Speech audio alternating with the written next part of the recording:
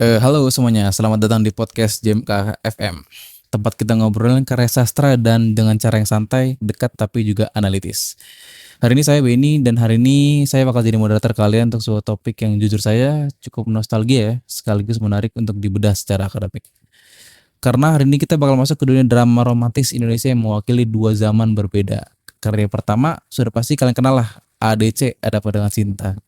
Drama yang bikin remaja di awal 2000-an tuh mikir ulang tentang cinta, pertemanan, dan keberanian mengungkapkan perasaan. Dialognya itu puitis, konfliknya emosional, dan tokoh-tokohnya ya cukup kompleks. Dan di kubu satunya nih kita ada drama yang jauh lebih mudah secara setting, tapi meledak beberapa tahun lalu. Itu Dilan 1990. Drama ini yang bikin banyak orang tersenyum simpul karena gaya bicaranya yang polos, lucu, dan khas era 90-an. Ada geng motor, ada romantika sekolah, dan tentu saja ada karakter Dylan yang bikin orang setengah kesel, setengah gemes. Gitu. Kenapa kedua drama ini kita bandingkan? Karena walaupun sama-sama berbicara tentang cinta remaja, keduanya menggunakan bahasa gaya, penceritaan, dan struktur dramatik yang benar-benar berbeda. Dan justru perbedaan itu yang menarik untuk kita bahas. Apa yang membuat ADC secara terasa intens dan puitis, apa yang membuat Dylan terasa ringan tapi membekas, dan bagaimana dua karya ini mencerminkan konteks zamannya masing-masing. Bersama saya udah ada dua analisis hari ini. Ada Sam yang bakal bahas ADC dan Melvin yang bakal bahas Dylan. Halo guys. Halo, halo. Senang banget bisa ngebahas drama yang menurut gua sangat emosional dan penuh makna. Lo semua yang kuat juga siap nih buat ngomongin Dilan yang mungkin ringan tapi sebenarnya penuh lapisan makna kalau kita lihat lebih dalam. Oke, mantap. Kita langsung masuk ke pembahasan biar nggak kebanyakan basa-basi ya. Pertama kita mulai dari Sam nih, memulai dari ADC dulu nih. Bisa jelasin gak nih kenapa ADC bisa dianggap sebagai drama, bukan sekedar film? Oke, ADC itu walaupun populer sebagai film, struktur ceritanya itu sangat cocok dibaca sebagai drama modern. Ada fokusnya pada konflik antar karakter, Hmm. dialog-dialog panjang yang menunjukkan perkembangan psikologis dan dinamika emosional yang jadi penggerak. Kita lihat hubungan cinta dan Rangga yang dipenuhi tekanan batin, perbedaan latar keluarga, serta ketakutan mengungkapkan perasaan. Itu semua elemen khas drama, lebih menekankan konflik interpersonal daripada aksi. Oke, nice. Dari Melvin nih, gimana dengan Dylan? Kan banyak yang bilang tuh novel remaja romantis, tapi dalam konteks tugas kita ini, apa yang bikin Dylan relevan sebagai drama? Menarik nih. Dilan tuh sebenarnya punya struktur yang cocok banget buat drama. Sebagian besar ceritanya dibangun dibangun melalui dialog, bukan narasi panjang. Hubungan Dilan sama Milead berkembang lewat percakapan yang intens, walaupun santai. Selain itu, Dilan menggambarkan konflik emosional, pilihan, kecemburuan, perbedaan karakter, dan pencarian identitas remaja Bandung 90. Itu semuanya elemen penting dalam drama kontemporer. Oke, berarti dua-duanya masuk sebagai drama, walaupun pendekatannya beda. Lanjut ke segmen selanjutnya. Ini kan dua-duanya kan romansa remaja, tapi apa nih yang membuat mereka tuh unik secara tema? Dari Sam.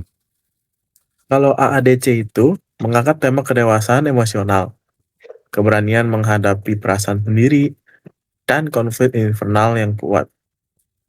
Banyak bagian yang menggambarkan pergulatan batin, terutama dari sisi cinta. Oke, Melvin. Kalau Melvin, Sementara Dylan lebih mengangkat kehangatan hubungan, kedekatan emosional yang sederhana, dan realitas remaja 90-an yang penuh spontanitas. Temanya ringan, tapi menggambarkan proses tumbuh dalam hubungan. oke. Jadi Sam. persamaannya jelas dua-duanya bicara soal cinta remaja dan proses pendewasaan. Tapi intensitasnya itu beda. Kalau AADC tegang dan puitis. Kalau Dilan, dia lebih santai dan playful. Menarik nih. Oke, kita masuk ke bagian yang lebih teknis. Nah, Sam, bahasa dalam ADC itu kan terkenal puitis nih, ya. Bisa dijelasin nggak? Banget. Kalau Rangga khususnya sering memakai kalimat metaforis dan Cinta juga punya gaya bicara yang emosional.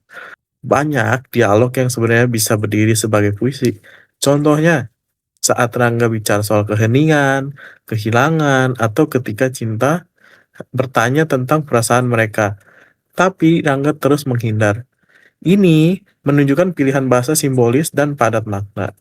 Implikasinya, suasananya jadi serius, penuh ketegangan, dan memberi kedalaman psikologis pada karakter. Oke, nah sementara kalau bahasa Dylan gimana, Melvin? Nah, balikan banget nih. Dilan pakai bahasa sehari-hari yang polos, kadang nyeleneh, kadang lucu. Dialognya kayak jangan rindu berat, kamu nggak akan kuat-kuat, biarkan aku saja.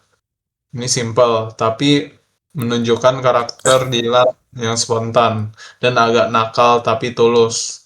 Teknik dramanya lebih mengandalkan gaya tutur karakter, bukan konflik besar. Emosi dibangun lewat interaksi yang natural. Hmm, Dan lucunya, walaupun ringan, bahasa Dylan itu sangat efektif membangun karakter. Itu kelebihan drama yang kuat di dialog. Betul itu. Simple tapi ngena. Sedangkan ADC fokus pada drama batin. Dua gaya, dua efek yang berbeda. oke, jadi secara teknik tuh ADC puitis dan intens, kalau Dylan tuh sederhana dan hangat. Ini penting banget sih buat penilaian analisis. Kita lanjut ke segmen selanjutnya ya. Sekarang struktur dramanya nih, Sam. Jelasin struktur konflik di ADC, coba. Kalau di AADC, punya struktur yang lebih teatrikal. Pengenalannya, dunia cinta dan gengnya. Kalau komplikasinya, Rangga muncul sebagai tokoh kontras, pendiam, kritis, dan sulit didekati. Konflik intensnya itu, Cinta dan Rangga saling tarik ulur. Ini klimaksnya itu pertengkaran besar dan mengungkapkan perasaan. Ada anti klimaks dan resolusinya, Rangganya pergi, meninggalkan perasaan yang tidak selesai. Ini struktur konflik yang solid, jelas, dan emosional. Kalau Dylan gimana, Melvin? Nah, Dylan tuh formatnya episodik, bukan linear dengan satu konflik utama. Kita lihat momen-momen kecil, Dylan ngasih hadiah lucu ke Milea, yang bikin Milea kesel, kecemburuan, bentrok, dengan geng motor, sampai konflik kecil antar temen.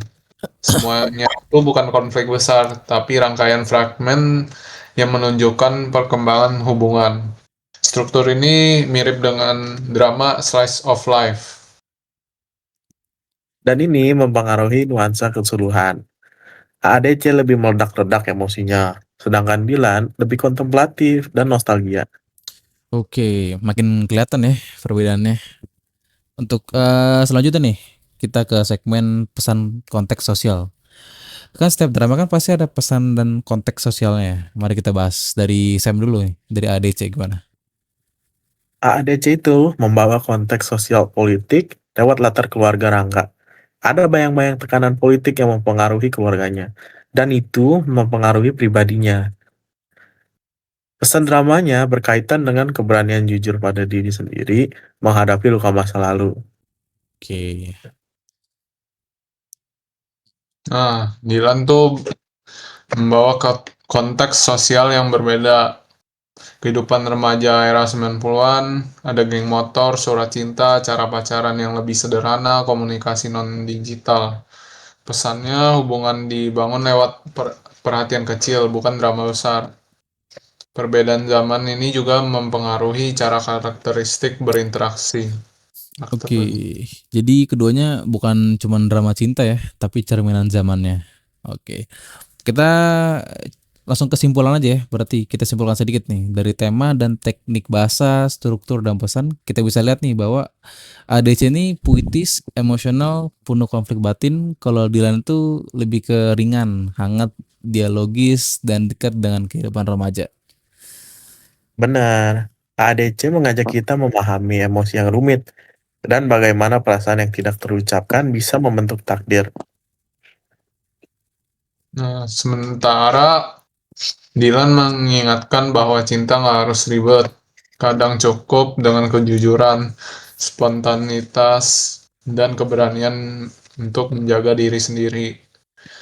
Oke, dan dua-duanya layak ya buat dibaca dalam drama modern yang mengabarkan perkembangan karakter remaja di Indonesia. Oke, terima kasih Sam, terima kasih Melvin buat pembahasan yang dalam dan seru. Terima kasih juga buat teman-teman yang udah mendengar podcast JMK FM sampai selesai. Semoga bisa ketemu di kesempatan lainnya. Terima kasih.